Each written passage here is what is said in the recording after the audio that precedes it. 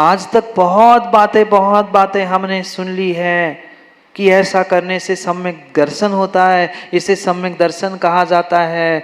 पर मैं पुनः कह रहा हूँ ज्ञानियों, चर्चाओं से सम्यक दर्शन, सम्यक ज्ञान, सम्यक चारित्र तप हो आवश्यक नहीं है। क्वचित कदाचित ऐसे विरले पुण्यात्मा हो गए जिन्होंने मात्र पद्म पुराण सुनते सुनते ही मिथ्यात्व को छोड़ दिया, दुपट्टा भी छोड़ दिया। वह जिन शासन के रक्षक और जिन शासक के पूजक बन गए।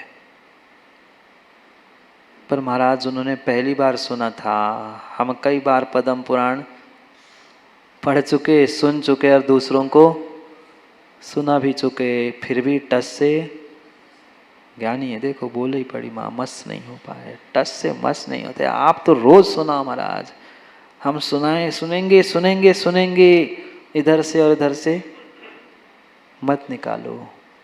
मन की, बुद्धि की, शरीर की और आत्मा की शुद्धि इन 4 आराधनाओं से होती है। कैसी होती है? कौन करता है? हर कोई इन आराधनाओं को विश्वास मानना प्राप्त नहीं कर सकता, और प्राप्त करने की बात तो बहुत दूर की है। उन आराधनाओं को समझ नहीं सकता, और समझना भी बहुत दूर है। सुनने का भी पुरुषार्थ नहीं करता। कितने लोग सुनते हैं? कितने लोग सुनते हैं? 200, 400, 500, 1000, 2000? क्या इतनी ही संख्या है? नहीं है। लाखों और करोड़ों की तादाद में संख्या होने पर भी गिने चुने सैकड़ों हजार लोग ही इन आराधनाओं के बारे में सुन पा रहे हैं। और पक्का माना, आज कभी सुन पा रहे हैं, कभी गुन पाएंगे, कभी चुनकर उसे प्राप्त भी कर पाएंगे। पर सुनेंगे ही नहीं तो प्राप्त कैसे? देखेंगे ही नहीं, जानेंगे ही नहीं, तो हम कभी कभी आराधक बन नहीं सकते, कभी आराधक नहीं बन सकते। ये मत कह देना आराधनाओं को हम अंतिम समय में प्राप्त कर लेंगे। बहुत सारे लोग यही सोचते हैं, राजेश जी अब क्या करना है, जब मृत्यु सामने आ जाएगी, मरने लग जाएंगे, तब ले लेंगे समाधि से लेखना। ऐसे ही ना, रोज भगवान के सामने भगवान को जाके सुनाते तो है, मत दिन रात मेरे स्वामी भावनाएं भाऊं, देहांत के समय में मात्र भगवान को सुनाने से मां समाधि मरण नहीं होगा। ये 4 आराधनाओं को हमें जीवन में, और जीवन में नहीं, आज अभी धारण करनी होगी। जितनी बने, जैसी बने, उतना तो प्रयास करो। और वही यहां समझा रहे हैं कि मैं उन सोपानों तक भी कैसे पहुंचूं। ये 4 सोपान हैं मंजिल तक पहुंचाने के लिए, पर उस सोपानों तक, उन जीने तक भी पहुंचना पड़ेगा कि नहीं?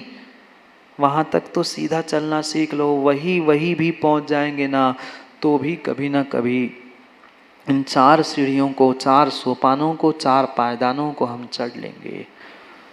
पर वहां पहुंचने के लिए भी मुझे आज पुरुषार्थ करना होगा। और मेरा अल्प पुरुषार्थ आज का, मेरा आने वाला भविष्य, मेरा आने वाला कल बिल्कुल बदल सकता है। ये मत सोचना कि मैं बहुत कुछ कर लूँगा तो मुझे बहुत कुछ मिलेगा। ज़रूरी नहीं है। बहुत कुछ करने वाले को बहुत कुछ मिले, ज़रूरी नहीं है। सुबह रोज हम शौच के लिए जाते हैं, 2, 3, 4 घंटा वह रोड साफ करने वाले, रोड का पानी, नाली का पानी भी साफ करके सोना खोजने वाले आप लोगों ने नहीं देखे? कितने किलो सोना मिला आज तक? बोलो, कितना किलो सोना मिला आज तक? जे जाने जी, आपको जन्म से ही सोना मिला। सोचो तो, कोई जिंदगी भर मेहनत करता है, सोना मिल जाए, दूसरों की नाली, दूसरों की दुकान, दूसरों का सब कुछ साफ करने के लिए तैयार हो जाता है, फिर भी ग्राम में भी उसे सोना मिल जाए तो बहुत बड़ी बात है। और ज्ञानियों माँ, जन्म से ही तुमने सोना देखना, पहनना प्रारंभ किया है। मात्र बहुत करने से ही बहुत मिलता है, जरूरी नहीं है। थोड़ा सा करने से भी बहुत मिल सकता है और बहुत करने से भी कुछ नहीं मिल सकता। यही बात मैं समझाना चाहता हूं। अल्प पुरुषार्थ करो, थोड़ा सा पुरुषार्थ करो। इतना पुण्य आप लेके आए हो कि आपके थोड़े से पुरुषार्थ को आपको बहुत बड़ा फल मिलेगा, पर हम थोड़ा सा भी नहीं करना चाहते। काम बनेगा कैसे? छोटा सा पुरुषार्थ, थोड़ी थोड़ी सी छोटी छोटी सी बातें और थोड़ा थोड़ा सा तरीका बदलने के लिए कह रहे हैं। कल भी हमने समझा था, हमें कमजोरी को छोड़ना, भागना नहीं है कमजोरी से, हमें उसी कमजोरी, उसी मजबूरी को मजबूती बनाना है, ताकत बनाना है। यही पुनः पुनः नए नए तरीके से आचार्य भगवान समझा रहे हैं। ज्ञानियों, आराधक बनना है, आराधक बनना है, आराधक बनना है तो पहले अपने मन, बुद्धि, शरीर और आत्मा की विराधना करना छोड़ दो। कितना समय 24 घंटे में माताओं हम विषय, कसाय और पापों के लिए दे रहे हैं। करो ना विचार। सुबह से लेकर शाम तक ये खुश मत हो जाना हम 2-2, 3-3 बार महाराज आपके पास आ रहे, भगवान के पास आते हैं। 2-3 बार मात्र भगवान के पास 1-2 घंटे के लिए आने से 20-22 घंटे का हिसाब, बोलो ना, कम हो जाएगा। आप तो बहुत हिसाब ज्ञानी हैं। नहीं हो सकता। कितने घंटे? 4 घंटे ज़्यादा से ज़्यादा मंदिर में देते होंगे, बाकी के 20 घंटे तो, और मंदिर में भी आकर कितना पाप और कितनी कसार, कितने विषयों के बारे में हमने सोचना और क्रियाओं को छोड़ दिया। अब देखो ना, विचार करो। मंदिर में भी बैठते हैं, प्रवचन में बैठते हैं, भगवान गुरु दिखे ना दिखे, पंखा दिखना जरूरी है, पंखा मिलना जरूरी है। हाँ देखो, अभी भी देख लेना, जहां जहां पंखे वहां वहां भीड़ है, जहां पंखे नहीं वहां। हम अपना कंफर्ट जोन छोड़ना नहीं चाहते, अपने विषय कषायों को छोड़ना नहीं चाहते और कह रहे हम धर्म कर रहे, 4 घंटे मंदिर में बैठे हैं।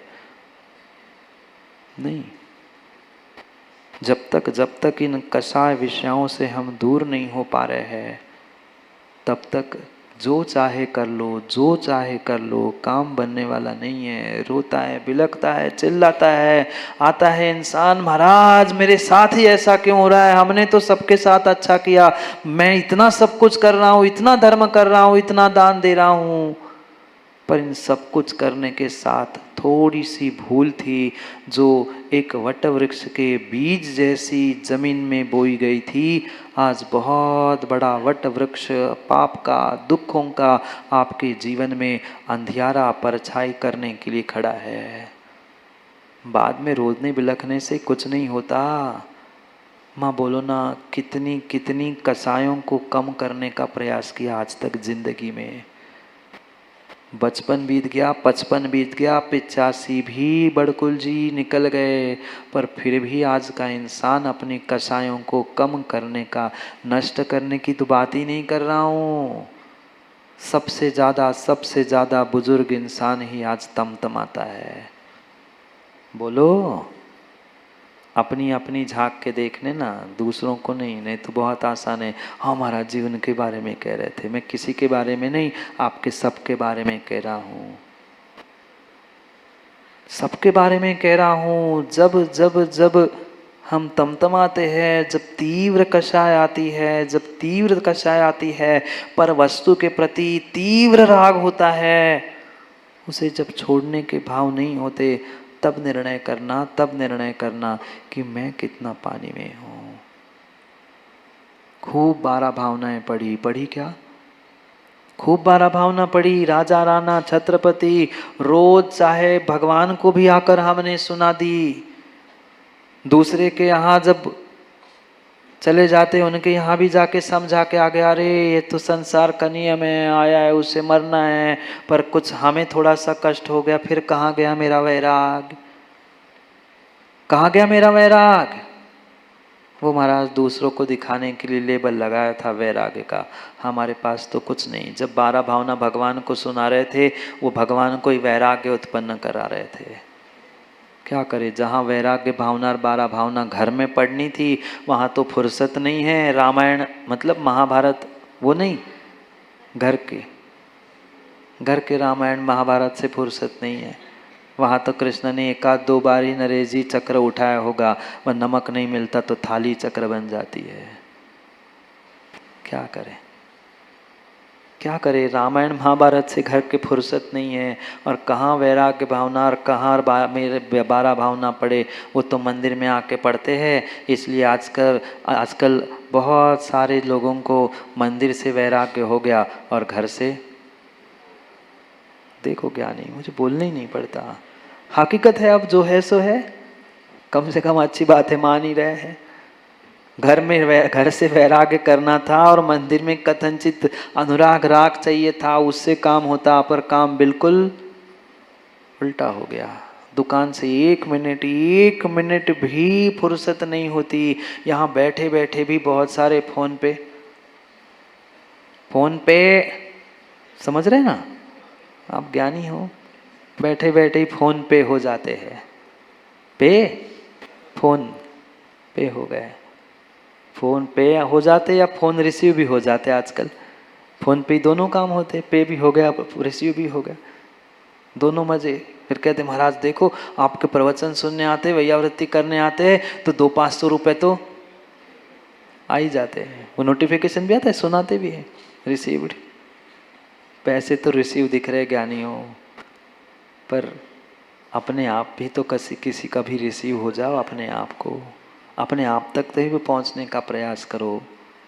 हमें समझना है कौन है वो जो आराधक है। कई दिनों से आराधना की चर्चा चल रही है। आराधक बनो, आराध्य बनो, ये सब कुछ मैं सुन रहा हूं, पर कौन, कैसे, क्यों?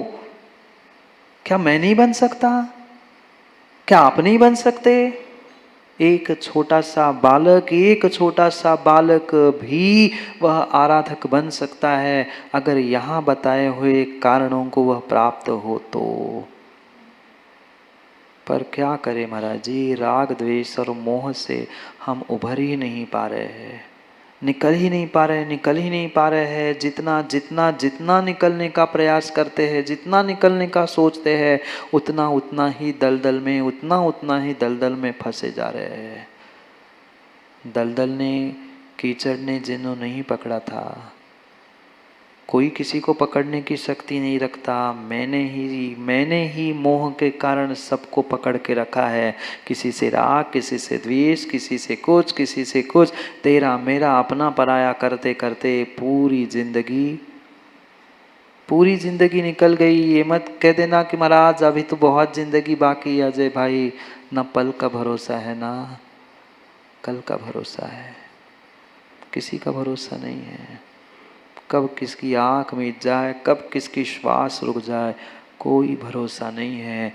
कुछ तो कर लो माँ, कुछ तो कर लो। मैं पुनः कह रहा हूँ, 100% या बहुत करने से बहुत कुछ मिले ज़रूरी नहीं है। 1% करो ना, आधा परसेंट करो, उसके भी आधा% कर लो, पर करो तो। पुरुषार्थ तो करो, शुरुआत तो करो। शुरुआत करना चाहता नहीं है और बस बातें, ये करना, वो करना चाहिए, ऐसा होना चाहिए, कभी रिजल्ट तक पहुंचने वाले नहीं है। माँ, भोजन बनाते हो? बिना पूछे बनेगा नहीं और पचेगा नहीं, इसलिए पूछ रहा हूँ। रोज भोजन बनाते हो? कच्चा कि अच्छा? कैसा ही भोजन बनाना माँ, भोजन की चर्चा करने से भोजन नहीं बनता, और भोजन की चर्चा करने से, भोजन कथा करने से पेट भी नहीं भरता। उसके लिए खाना ही करता पड़ता है, उसे बनाना ही पड़ता है। यही स्थिति है। कहा तो बहुत बड़ा जाएगा, 100% रिजल्ट कहा जाएगा तो ऐसा ही करना पड़ेगा। पर मैं कह रहा हूँ, उतना कम से कम सुन के 5-10% तो अमल करो। कुछ तो करो। और कुछ भी नहीं कर पा रहे, कम से कम ज्ञानी हो, सम्यक दर्शन रूपी पहली सीढ़ी ही प्राप्त कर लो। अपनी भवितव्यता का प्रमाण पत्र दे दो। कहीं बाहर के प्रमाण पत्र से सम्यक दर्शन होने वाला नहीं है। हम अपने भीतर टटोल कर देख ले, क्या मुझे सच्चे देव शास्त्र गुरु के प्रति अकाट श्रद्धा है, बिना कोई कंडीशंस, बिना बिना बिना कोई कंडीशंस अगर है तो मेरी भवितव्यता पक्की है। यहाँ उस आराधक की बात कह रहे हैं कि कौन है वो आराधक, कैसा होता है। हम आप सभी आराधक बन सकते हैं, ये नहीं कहना कि महाराज आप ही आराधक हो आप बन जाओ, आप भी बन सकते हैं। अंतर इतना है कि आपकी हमारी सीढ़ी ऊपर नीचे हो सकती है, पर दोनों आराधक बन सकते हैं। पढ़ते हैं 3 श्लोक। आज देवसेन स्वामी 3 श्लोकों के माध्यम से बहुत सारे कारण बता रहे हैं जो तुम्हें कार्य आराधक रूपी बनाने के लिए निमित्त बनेंगे। पढ़ते हैं 17, 18 और 19 नंबर के श्लोक को क्या कह रहे हैं, कैसे हम आराधक बने। पढ़ते हैं, मेरे पीछे मेरे बाद में पढ़ना। निहय कसाओ भवो दंशनवंतो हुनान संपन्नो दुयः परिगह चत्तो मरणे आराहो हवै संसार सुहविरतो वैराग्यं परमो समं पतो विविहतव व्यदेहो मरणे आराहो एसो अपसहावे निरो वज्य परदव संग सो खरसो निम्मह्य पराय देव दोषो हवैया राहो मरणे। कौन है वो आराधक जो मरते समय समाधि समाधि समाधि सल्लेखना या जीवन भर समाधि भावना पढ़ने वाला? जरूरी नहीं है, जरूरी नहीं है, जरूरी नहीं है। फिर कौन है आराधक?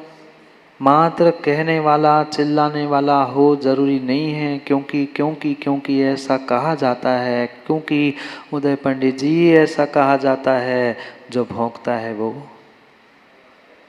जो गरजता है वो बरसता नहीं है, और जो कुत्ता भौंकता है वो काटता नहीं है। नहीं, मैं तो कहावत सुना रहा हूँ, बाकी आप ज्ञानी हैं, समझदार है, विषय लगा लेना। जो कहता है वो करता नहीं है, और जो करता है कभी कहता नहीं है।